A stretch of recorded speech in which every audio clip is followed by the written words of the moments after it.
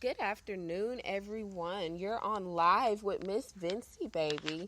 Good afternoon, kings and queens. This is your midday host coming to you live from Carrollton, Georgia, sending peace and good vibes to everyone out there listening. First things first, our weather, it feels really, really good outside for a change. Finally, we're starting to come into some good weather. One minute is summer, the next minute is winter. I can't keep up. But thank goodness for the rest of the week, it's supposed to be in the 60s and the low of like 45. So that sounds good to me. Sounds like a good weekend coming up. Also, a reminder, our Falcons will be having their Super Bowl in Houston. So for those of you who really support, I'll see you there. And if not, I'm sure everybody will be watching. So let's wish them luck. So first thing I want to touch on is our big bully best friend, President Trump. I mean, it's just one thing after the next, and I really just can't keep up with what he has going on. Earlier this morning, I touched on the fact that he has 14 pending lawsuits. One of them I want to touch on. It's more minor, not so much of what's affecting America right now, which we'll get into that in a little bit. But one of his lawsuits going on right now is with his golf club down in Florida. And actually, the judge ruled that he must pay back $5.7 million to ex-members. The federal judge ruled that for his golf course in Florida, and it's a result of a class action lawsuit against him and his partners. And this has actually been pending all the way back from 2013. So, it's kind of interesting. Everything is basically coming to light when it comes to President Trump at the moment. I mean, he has a lot of skeletons in his closet, as I'm sure many of us do. But the skeletons in his closet, I am not sure if he should be up there running our country. But that's just my opinion, and everyone's entitled to their opinion. Okay, so like I said, 5.7 million, that's a lot of money. And the reason being is 65 of his members that paid their dues already, to have access to the golf course as they please. They have proved that he often took over the golf course, changing their terms of membership, and they lost access to the club. But he refused to give back their well-deserved refunds for their dues, which of course legally is a breach in their contract. So he's busy with a lot of minor things like this that he has to kind of, dot his I's and cross his T's, which he probably should have done that before even running for president and go ahead and clear the air with some of these things. My personal opinion and concern is, okay, if you have all these pending lawsuits and you're one of the biggest businessmen in America, why not go ahead and handle it? You have all of these people working for you. You should be able to, have someone, I'm sure he has an accountant or, people like that to go ahead and handle his business. So it's a bit of a scandal, and, it's kind of interesting to know that, this is how our president chooses to run business. And, that's why I call him the big bully. This is not just how he operates on his golf course, but also how he's been operating as a president, just as a bully. Whatever he wants to do is whatever he wants to do. Whoever disagrees with him, he's kicking them to the curb. And I don't feel like that's, a good character to have as the president of these great United States. But that's just my opinion. Like I said, everybody's entitled to their opinion, and feel free to call in and let me know if your opinion is different.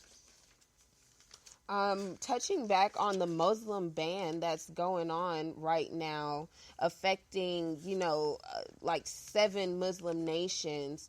Anybody basically that, has to travel use our airports here in America is going to be stopped. Point blank, period. It doesn't matter who you are, what your status is, what you're here to do, whether good, bad, or ugly. He's stopping everybody. And, like I stated earlier this morning, my opinion about that, I mean, that's just too far. That's too much. I'm a foreigner myself, so I personally would be offended. I would be embarrassed. I would feel like, some kind of animal being restrained for over 24 hours in an airport when I have nothing but good intentions traveling over here to America. So let's just continue to, support those who are protesting. I think it's a beautiful thing that lawmakers are out there, freely offering their services to those who are held up, trying to hurry up and get them to where they intended on going. And I mean, it's just ironic because America is known to be the melting pot. That's how we started out. That's how our country was founded. We are a melting pot of all kinds of people, all kinds of nationalities, backgrounds, and, everything like that. And all of a sudden, now that we're one of the top dogs, basically, we're treating others in a way that it just completely contradicts our core values, dealing with our Constitution, the United States, and, just what we founded this entire country on. So for those who are out there supporting and protesting, kudos to you, and let's keep up the good work and hope for some positive change in the future. And at least, it's bringing a ton of awareness to the situation. I saw a really cool picture on Facebook. I mean, even at JFK, there was over 50 Muslims and even Muslim peers just, kneeled down and just laid themselves down, in the airport in protest. And I thought that was a beautiful thing, just watching different people of the community uniting.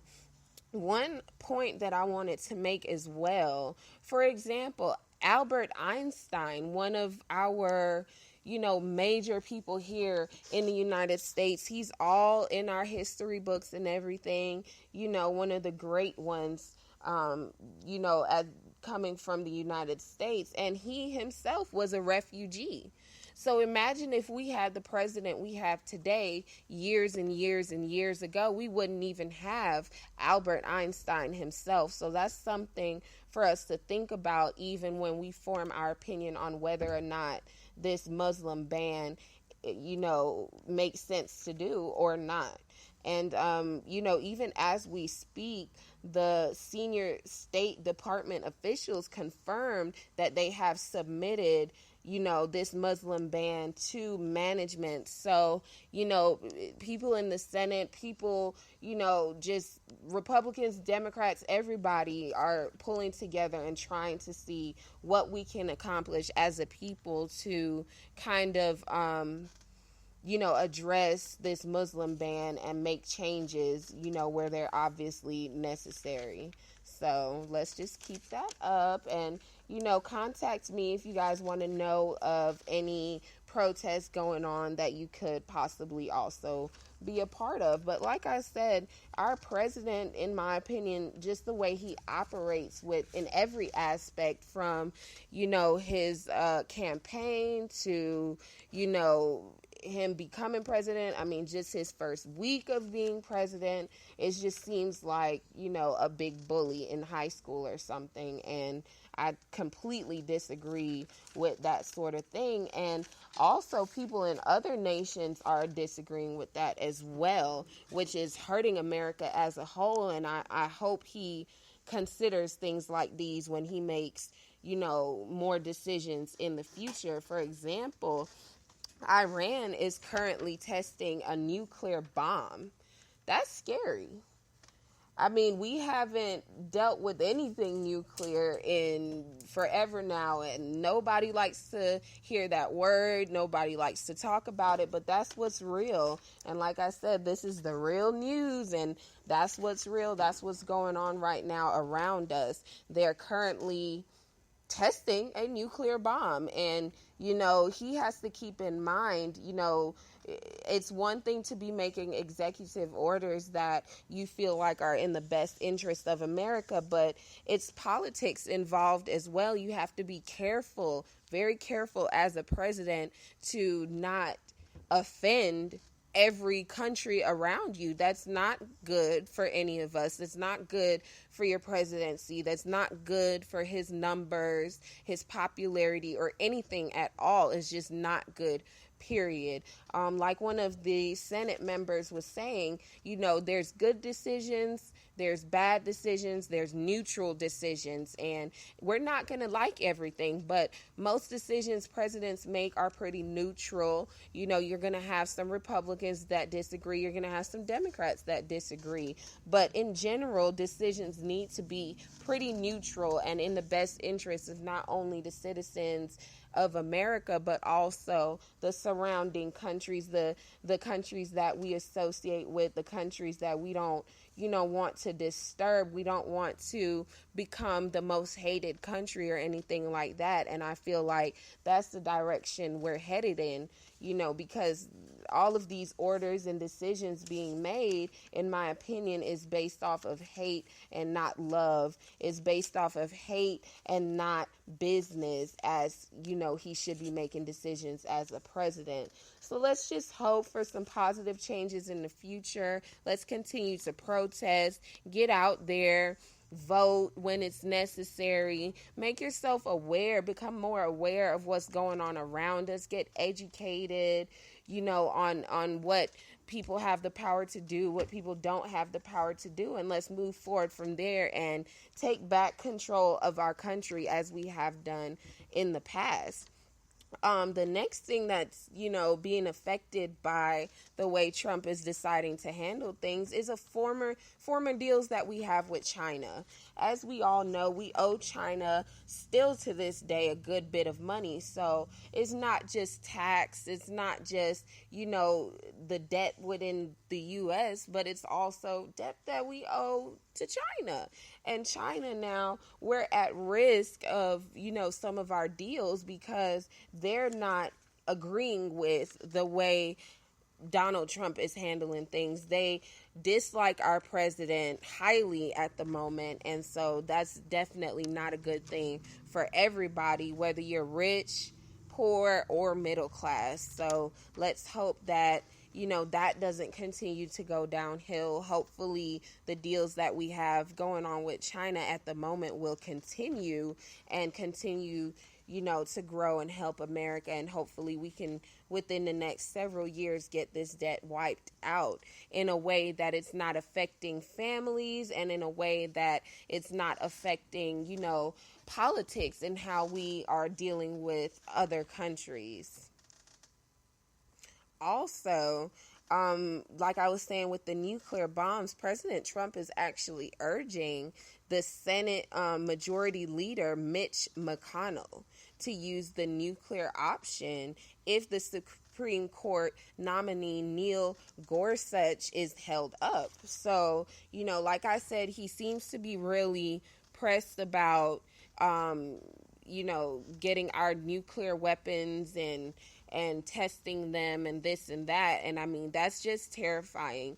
And, even dealing with other countries, and other countries are hearing about this, all of a sudden this rapid decision making when it comes to nuclear bombs and big missiles and things like that. I mean, that's going to alert a lot of other countries. And if he doesn't have any legit reasons behind it, and then he just did this Muslim ban, that's definitely, if I was in another country, that would definitely be a red flag towards me. Hence why Iran is probably, deciding to, rather than, taking it down right there and then, possibly trying to move it. They didn't want to take that risk of their equipment or machinery getting in the hands of, the terrorists that are against us. But as a result of that, a lot of people lost their lives, and I'm surprised that this is not, something that's breaking news. But you know how that goes, and that's why you have me giving you the real, what they may or may not sit there and put on our breaking news. I will definitely be the one to let everyone know what's going on. So let's just pray for those families. Americans and, foreigners lost their lives.